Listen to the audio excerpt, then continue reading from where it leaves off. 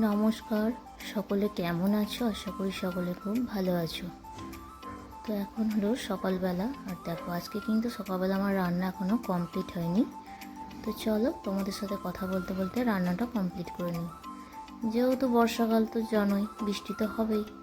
আর এই ভিডিওগুলো আমি যখন নিয়েছি তখন তো বৃষ্টি হচ্ছিল, শুধু আমাদের এখানে নয়, সব জায়গায়।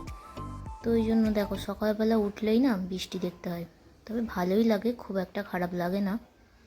সকালবেলা বেশ একটু বৃষ্টির ওয়েদারে ঠান্ডা ঠান্ডা থাকে, ভালোই লাগে। তো এখানে আজকে হচ্ছে বাঁধাকপি করব। আর এই বড়াটা করলাম, ওই বড়াটা হলো ডালের, মানে একটু ছোলার ডাল আর একটু মুসুর ডাল, দুটো ভেজানো ছিল। তো সেইটা দিয়েই আর কি বড়া করলাম। তো বড়াটাতে একটু পেঁয়াজ আর একটু কাঁচা লঙ্কা দিয়ে দিয়েছিলাম। তো বড়াটা কিন্তু খেতে খুব ভালো হয়েছিল। তো এর আগে শুধু মুসুর ডালের করেছি বা ছোলার ডালের করেছি, দুটো একসাথে মিশিয়ে কিন্তু করিনি। তো আজকে ভাবলাম যে দুটোই মিশিয়ে করে দেখি কীরকম হয়। আর দেখো রান্না ওখানে কমপ্লিট হয়ে গেছে। আর এবার কিন্তু মেয়ের পালা। তবে এটা হচ্ছে ওর বাবার টিফিন গুছিয়ে দিচ্ছিলাম।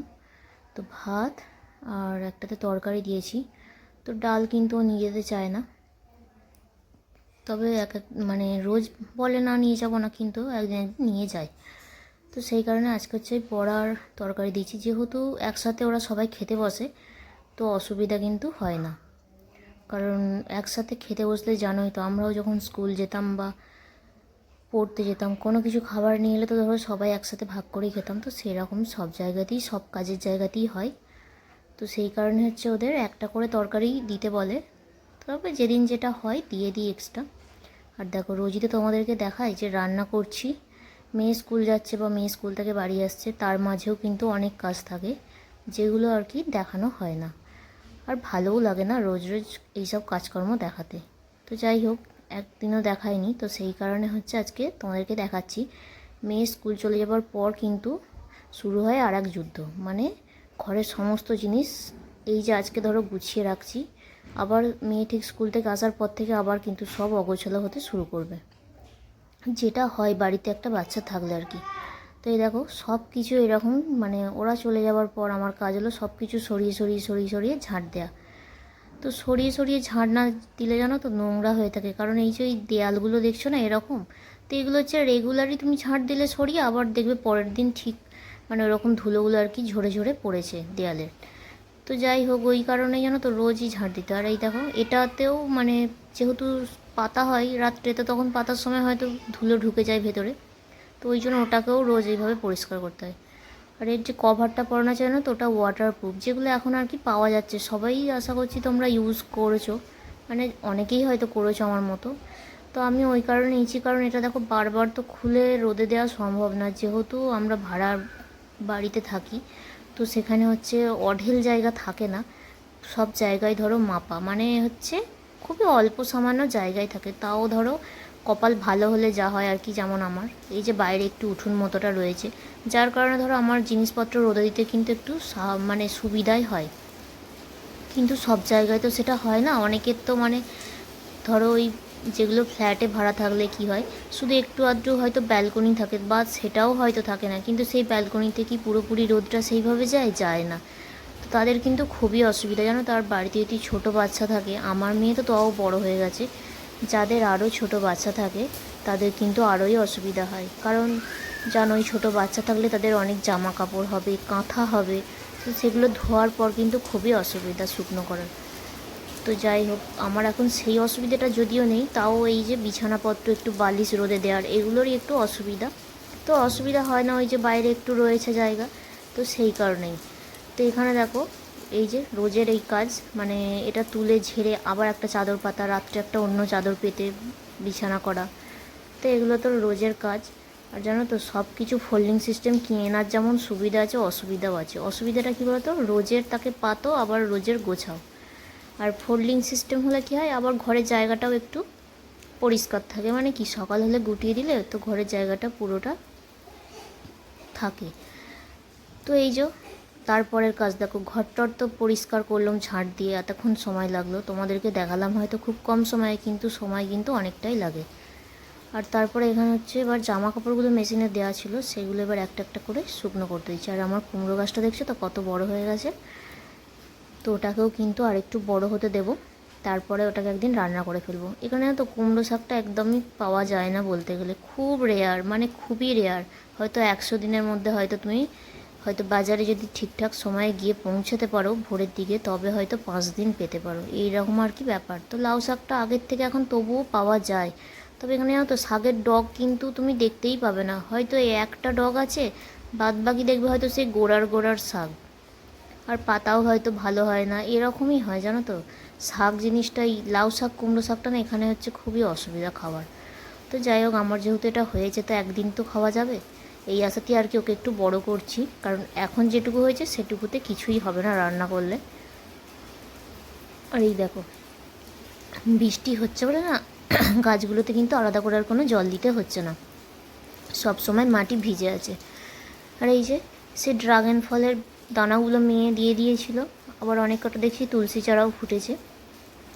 আর এইগুলো জানো তো, এই কালো কালো ফলগুলো, এইগুলোই পাশের ঘরে আন্টিরা ওরা আমাকে দিয়েছিল, এগুলো বলেছিল কারি পাতার ফল, মানে কারি গাছের আর কি ফল। তো বললো যে এগুলো লাগিয়ে দেবে টবে, ওরা দেখে তো যে মানে আমাদের এখানে অনেকগুলো গাছ আছে, তো ওরা খালি জিজ্ঞাসা করে যে তোমরা কি গাছ ভালোবাসো। তো হ্যাঁ, আমাদের তো গাছ ভালো লাগে, সেই কারণেই এত গাছ এনে এনে বসিয়েছি। তো দেখো এইগুলো দিয়েছিল, এইগুলোর এই যে এই 3টে থেকে দেখছি মানে কল বেরিয়েছে আর কি, গাছ হয়ে যাবে আশা করছি, যেহেতু বৃষ্টির সময় বৃষ্টি পড়ছে তো সেহেতু হয়ে যাবে। আর দেখো এই গাছটার অবস্থা দেখেছো, পোকা যে কোথায় আছে আমি তাকে দেখতে পাচ্ছি না, কিন্তু আমার প্রত্যেকটা গাছের পাতা, মানে তুলসী গাছগুলোর আর কি পাতা খেয়ে খেয়ে পুরো একদম সারা করে দিয়েছে গাছটাকে আমার। গাছের একটা পাতাকেও আর অবশিষ্ট রাখেনি। তারপরে দেখছি কি না যে মানে বড় তুলসী গাছটা যেটা মঞ্চ আর কি, সেটাতেও দেখছি মানে পাতা একটা একটা খেতে শুরু করেছে, কিন্তু পোকাটা তো আমি দেখতে পাচ্ছি না। আর এই দেখো এরাও কিন্তু আস্তে আস্তে বৃষ্টির জন্য বেড়ে উঠছে। আর এই যে 3টে দেখতে পাচ্ছ ছোটো ছোটো ডাল পোঁতা আছে, ওগুলো কিন্তু ওই বেল ফুল গাছের, ওই গাছটার যে ডালগুলোয় ফুল আসছে না, আর সেই ডালগুলো কেটে আমি ওগুলো বসিয়ে দিয়েছি। এর আগে একটা বসিয়েছিলাম তো সেটা থেকে দেখেছিলাম পাতা গজিয়ে গেছিলো, ওই একটু গোড়ায় অ্যালোভেরা লাগিয়ে আর বসিয়ে দিয়েছিলাম। তো এইগুলো বসিয়েছি, দেখি যদি হয়। আর এই দেখো তোমাদেরকে দেখালাম 6টা বেজে গেছে, আর এখানে বাকি বাচ্চারা খেলা করছে। ওই যে স্কুলের টাইম যার যেরকম, যারা ওই আগে মানে এরা একটু বড় তো এদের তো সকালের দিকে স্কুল হয়ে গেছে, তো সবাই যেহেতু একই স্কুলে পড়ে না, কিন্তু তাও বেশিরভাগ বড়োদেরই স্কুল হচ্ছে এই যে সকালের দিকে হয়ে গেছে, তো এরা হচ্ছে বড়োগুলো সব এখানে খেলা করছে। আর এই দেখো এই বাচ্চাটা এলো, এটাই পাশের ঘরে আন্টিদের। তো আর এই দেখো মেয়েও চলে এসছে, তো আমি বুঝতে পারিনি যে ওরা চলে আসবে। আর দরজার অবস্থা দেখো, মানে মারামারি করার মতো আর কি অবস্থা দরজা নিয়ে। তো এই রকম করে জানো তো রোজের খোলাপাড়া করতে হচ্ছে, দরজার পুরোটা তো আটকানোই যায় না, কোথাও বেরোলেও ওই অর্ধেক দিয়েই বেরোতে হয়। যদিও এখানে সেরকম কোনো অসুবিধা হয় না, কারণ কি না এখানে তো সবাই সবসময় লোক থাকে, আর কোনো চোর ছাঁচড়ের আর কি ভয় নেই সেই কারণে। কিন্তু বেড়ালের ভয় খুবই, জানো তো, এত বেড়াল, মানে তোমার যদি ঘরের দরজা একটু ফাঁকা থাকে সঙ্গে সঙ্গে না বেড়াল ঢুকে পড়ে, তো সেই কারণে খুব অসুবিধা হয়। বিড়ালের উৎপাতে জানো তো প্রথম প্রথম তো খুবই রাগ হতো, তার জন্যই ওই জানালায় ওই জালগুলো লাগানো হয়েছিল, যে এত বেড়াল মানে দরজা বন্ধ থাকলে কী হবে, জানালা দিয়ে ঢুকে পড়ে। আর গরমকালে দরজা জানালা যদি সবই বন্ধ রাখি কীরকম কষ্ট লাগে বলো দেখিনি গরমের মধ্যে। আর এখানকার বেশিরভাগ ঘরেই তো দেখো দরজা জানালা খুবই কম থাকে, মানে কোনো কোনো ঘরের তো জানালা থাকেই না, আবার কোনো কোনো জায়গায় জানালা থাকে, কিন্তু হাওয়া যে একদিক দিয়ে ঢুকে একদিক দিয়ে বেরোবে সেরকম কোনো অবস্থা থাকে না। তো মেয়ে স্কুল থেকে চলে এসছে, আর এদিকে দেখো বিকেলে আমার যেটুকু কাজ থাকে, মানে ওই দুপুরে খাওয়ার বাসনটা, আর খাওয়া বলতে থাকি তো আমি একা, তো এই সকালে কাজকর্মের পর সকালে রান্নার বাসনকোসন আর জলখাবারের বাসনকোসন আমি ধুয়ে নিই, আর তারপরে পড়ে থাকে গ্যাসটা, তাও এক একদিন গ্যাস হয়তো ধুয়ে মুছে নিই, আবার একদিন একদিন এই বিকালবেলা ঘুম থেকে উঠে আর কি করি। তো ঘুম যেহেতু রোজের হয় না, ওই একটু বই পড়ি বা একটুখানি অনেকের ব্লগ দেখি, এই করে করেই দুপুরটা কেটে যায়। আর মেয়ে যতক্ষণ না থাকে জানো তো ভালো লাগে না একা একা, বাড়িতে পুরোপুরি একা হয়ে যায়, মানে মেয়ে স্কুল চলে যাবার পর কিন্তু পুরো একা, ওই যে কাজকর্ম করে যেটুকু সময় গেল তারপরে কিন্তু পুরোপুরি বসে থাকতে হয়, আর টিভি দেখতে না একদমই ভালো লাগে না।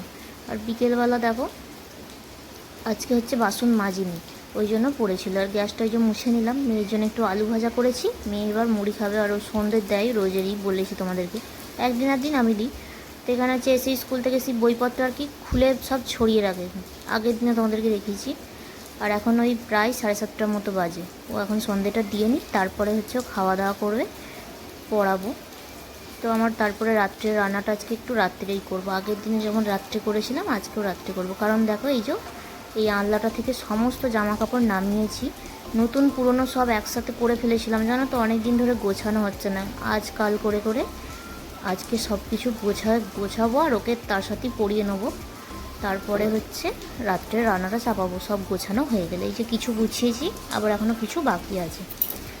তো চলো আজকের ভিডিওটা এই পর্যন্তই। দেখা হচ্ছে পরে নতুন একটা ব্লগে। ততক্ষণ সবাই কিন্তু খুব ভালো থেকো, সুস্থ থেকো, সাবধানে থেকো। পরিবেশের যা অবস্থা তাতে সবাইকে সাবধান আর সচেতন থাকতে হবে। তো চলো বাই আজকের মতো।